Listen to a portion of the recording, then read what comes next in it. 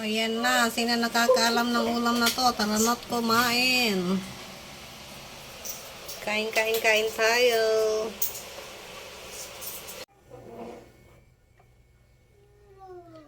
Hello mga ka-cherries! Welcome back to my mini cooking vlog. For today's video, magluluto ako ng miswa. Pinaglutuan ko nga pala yan ng chicken. Mag-isa na ako ng bawang. So yun na mga ka-cherries, walang apoy. O, diba? Saan ka pa ba naman nagluto pero walang apoy? Hindi na magalaw yung aking cellphone, mga kamima, mga ka-cherries. Kasi meron akong stick. Cellphone stick.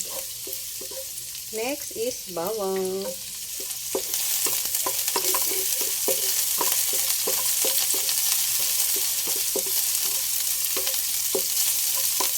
O, diba? Tapos ang liwanag pa mga ka-cherries kasi meron siyang ring light.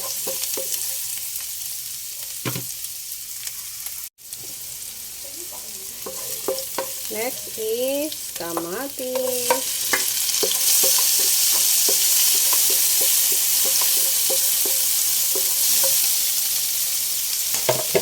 Lagay ko na rin yung chicken.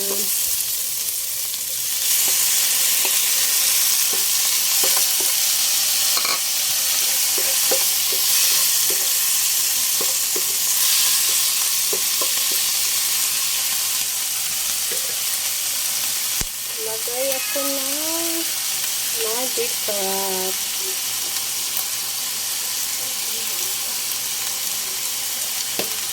Tapos asin.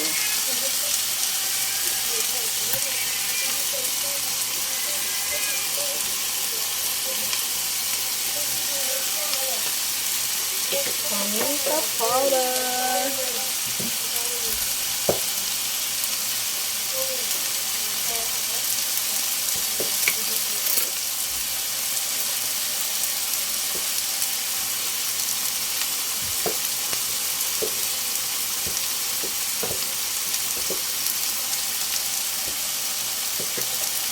Siyempre, haluin natin.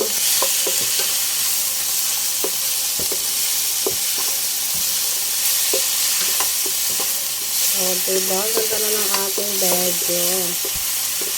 Hindi na siya galaw ng galaw.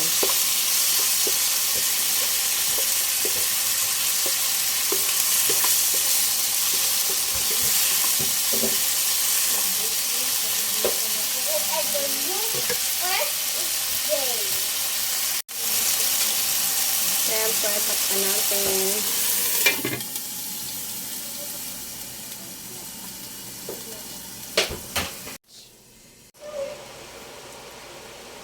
Check na natin, guys.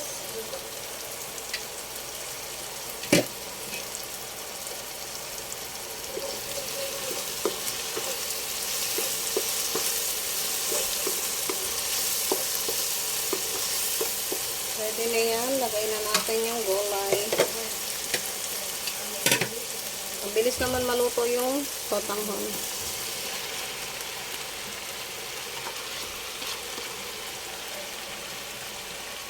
Pati yung bell pepper.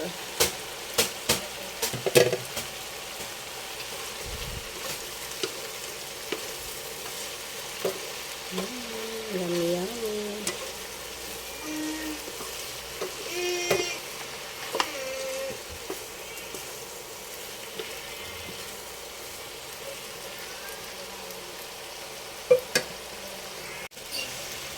Lagay ko na yung miswa.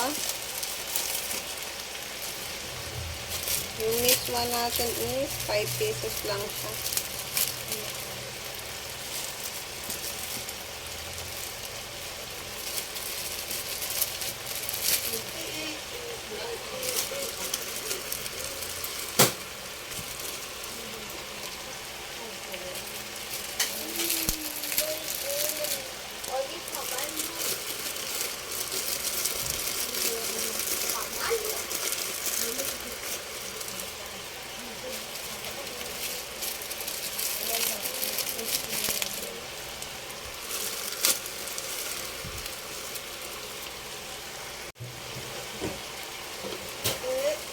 Haluin natin.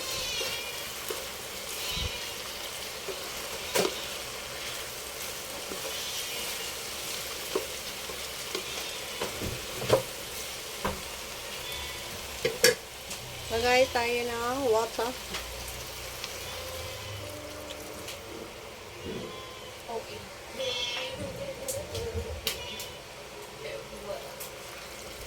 Dalawang tasa lang.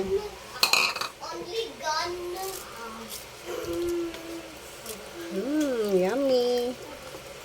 Yummy ulam tayo mga besh. Ito, mga kacharis ko.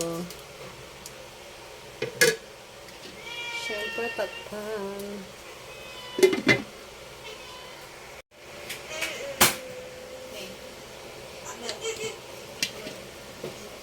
Check ko na mga kacharis. Check time. At tikiman time for the next video. Siyempre, titikman natin kung may lasa na wala pa. Wala pa siya kalasa-lasa mga kacharis. Kaya adjust na natin yung ating panlasa ng gusto. Maganda ko ng magic sarap. Tapos asin. Adjust na lang guys. Kung gusto nyo na maalat, go! Kung gusto nyo naman na matabang, go pa rin. Then mag-a-add din ako ng paminta powder.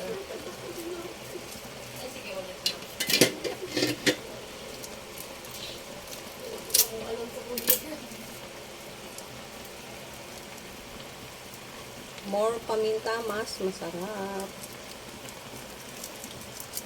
Nakaka-focus na ako makapag-upload ngayon mga kacharis.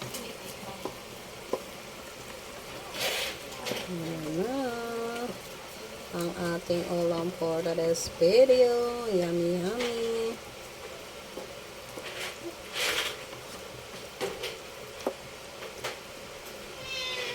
Siyempre, tikman uli natin.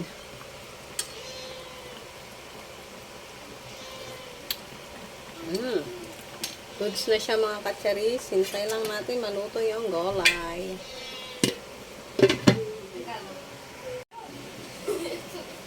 Check na natin kung luto na mga kacharis. Yan, luto na siya. Patayin ko na yung apoy. Oops. Yummy ulam tayo for this video. Sarap ng miswa with patola.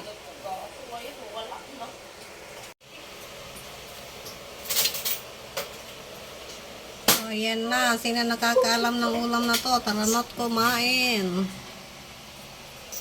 Kain tayo.